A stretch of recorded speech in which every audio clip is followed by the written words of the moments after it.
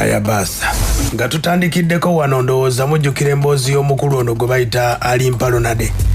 Alimpa Ronald wiiki eyo ewedde eyiseemu yasobola okuba ate ng'agenda ewa mama we ne yeetonda. Kati omukulu ono twamufunyeeko yazzeeko mu mawulire okuba ate ng'atubuulira embeera yonna yali etya, kuba kati akadde kano tugamba eddagala lye baali bamukuba lyonna lyaggwako, kati atubuulira bituufu. Era omukulu yatandise olw'ensonga nti nnyingi nnyo ezibaddewo, ensonga z'enkima zaaliwo. Alimpa Ronald agamba yali tabitegeera obudde obwo eddagala lyali lingi lye baali bamukuba. Ensonga za Hassan Ndugga azoogeddeko, ensonga za maama we Alimpa Ronald aleeta kivulu. The return of Alimpa Ronald. Aha. Omukulu gwe bayita Hassan Ndugga ali mu nteekateeka za kukola kivulu kye. Era mu nteekateeka zonna nga bwe ziri, bannamawulire bamubuuzizza nti bingi nnyo bikoze, naye omukulu gwe bayita Alimpa Ronald maama we yagendayo ne yeetonda, naye ggwe lwaki tomusonyiwa? Bino ebigambo byabadde bya Hassan Ndugga ng'ayogera ku nsonga za Alimpa Ronald. Njagala Alimpa bw'aba nga bwe yavaayo n'afukamira mu vidiyo muziraba, yafukamira ewa maama we. Naye nze bwe yali afukamira ku maama we yafukamira kuba yavuma nnyina. Naye beera musajja omanye nti nze nina paakinga emmoloka n'ensitula buli muntu yenna. Alimpa n'agamba jjajja bbaamu ndi wansi eno mmenyesa amagulu ne musitula ne mmuteeka mu mmoloka. Okuneetondera kwe alina kujja nammwe nga bannamawulire be yakozesa nga nvuma afukamire mu ssabo lyange yeetondere empewo zange. Wuliriza, nze saagala oba munkyawanga kyekituufu munkyawe, naye njogera mazima. Alina okuneetondera afukamire yeetondere jjajjanga atuula ku mutwe bamweyana amalenzi omuntu aswaza nze aba aswaza empewo zange. Njagala asooka zeetondere, bw'amala atiimirire mu kamera bafukamire, ne bw'anaaba tanfukamiridde nze saagala bitiibwa. Aya basi ye mukulu oyo gwe bayita Hassan Ndugga ng'ayogera ku nsonga za Alimpa Ronald. Alimpa naye atandise bw'ati, kubanga nkutegeezeza nti eddagala ku mutwe lyamuvuddeko, byayogera byonna kati bituufu. Zonna emboozi yazoogedde. Tutandikidde ku Hassan Ndugga. Hassan Ndugga buzibu ki bwe buva? Alimpa.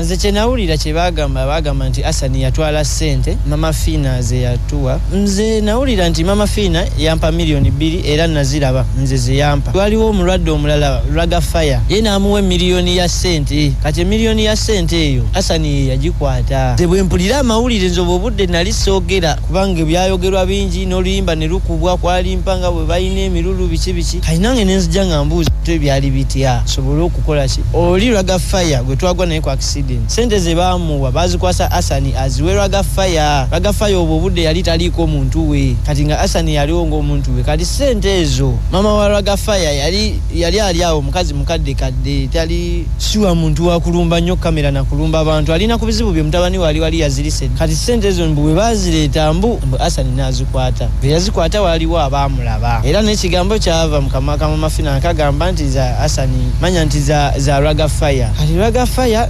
imbu naba nga teyafunako wadde 10. Kati nze ne bamala ne baŋŋamba mbu bwe bagiragiraawo mbu Hassan n'akwata $10,000 ku kakadde n'agiwa mama wa Ragafire. Naye nga mu kuzimu wa ssente waaliwo abantu abo abaali balaba, kati abantu abo be bakola amawulire ago. Ogawulidde olutalo we luva nti akasente kaali ka Mama Fina ke kaluma Hassan Ndugga. Alimpa Ronald ku nsonga z'okwetonda ndabanga akyalumya ejjiiko. Mpoyeza omuntu n'okuwooyawooya omuntu ku kintu kye simanyi era ekitaliiwo, naye omuntu alemye. Ngamba essaawa zino kufukamira mu ssabo lye kumwetondera. Essaawa zino Hassan ye yakola bingi.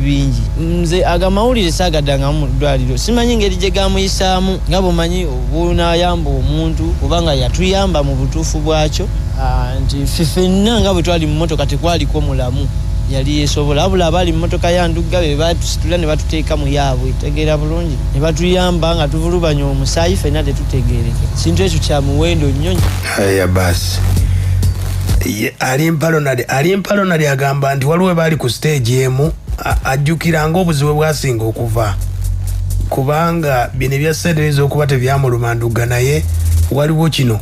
Kati inze ebize nga bibeerawo n'okutuuka essaawa y'olwaleero, waliwo show emu gye twaliko nze ne Hassan Ndugga. Nze omanyi sikolangako show naye, kati waliwo show emu gye twaliko ne ba B2C. Nze yali alina okuddawo, then Hassan alyokaddeko abayimbi abalala baddeko kati nze nali ndi mu kagaali mu obudde nakeerako nenkeerawo nze ekibijigiri nangamba ali sooka olindeko nyimba ezi olyoka oyimbeko nze kale naye nga akagaali kannuma olwedde kali kakyuma ne mulinda muzeeyi n'ava ku stage kati muzeeyi yali ava ku stage Hassan yava eri omulundi gumu n'asikako muzeeyi microphone ng'avaayo bwati ku stage n'agirinnya jjukira nze kati omubiri gwange gwanafuwa empewo egukwata mangu kati muvudde w'ekiro ete empewo yenkwatira ddala mangu nnyo nembanga nkankana kati nawulira bubi ekintu ekyo Hassan kye yakola ne ŋŋamba abantu bano abali bansitula ne bagamba musitule muteeka ku stage bansitula ne banteeka ku stage nempanika omukono bwenti nempuubira abantu ne bakuba enduulu nensitula n'ogwokubiri nempuuba abantu ne bakuba enduulu nga nnyingi Hassan neyeekyanga yatandikiraawo n'agamba nabayamba mu ddwaliro sagala kumanyira nze nja kukuloga simanya biki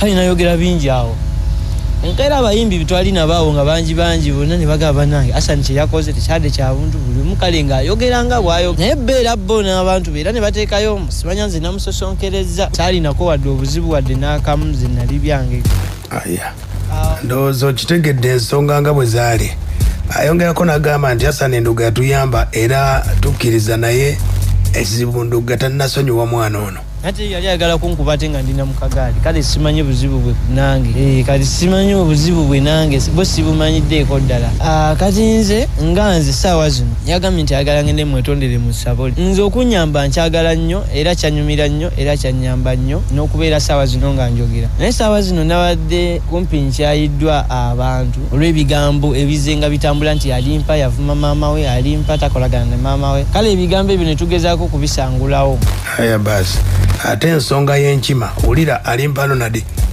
ne bannanga alimpa gwe wulira ku mboozi y'enkima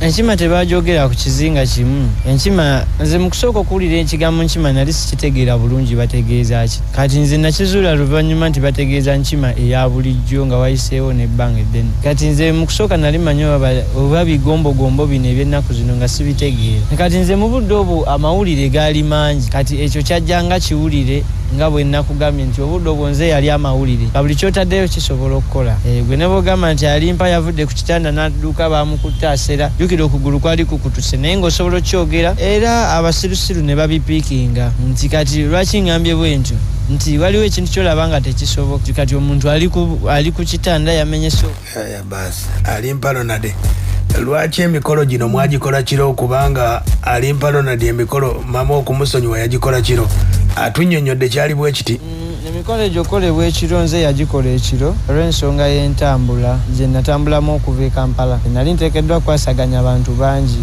n'ebintu bingi ensonga lwaki natambula ekiro era abantu bangi abannenya abantu b'okukyala abawaayo obudde bwabwe okujja okutubeererawo n'okuyambako mama wange ku mirimu kaali nga kapate just kaali ka simple party kaaliko bantu bali awo bakika kuba kojja kwaliko oza bakojja kwaliko nga babiri okusaba kwange mama wange yali yakukkiriza dabula yakuddamu mu maaso g'ensi yonna musobole okitegeera wabula era amwetaaze ng'oli munnamawulire omunoonyako yalimpa Ronald oyo atunnyonnyodde ku nsonga eno yatabula maama we ne Naalu yali mukyala we kubanga we twatuukidde nga Naalu yamugoba dda yayingizaawo emmaali empya kati mama wange bate bwe yandaga nti ate tamwagadde wali mukali akaseera akasooka yamwagala kati ate wano mbuno obudde ne bandaga nti tebakwataganye kati nze ekintu ekyo ekyobutakwatagana maama n'oli nze nali mubbo mu bonna mu obwo obudde nze nali mulwadde mu obwo obudde nga neetaaga omuntu w'okunnaaza n'okunzijanjaba mu mbeera yonna nali ninawo bamama bange babiri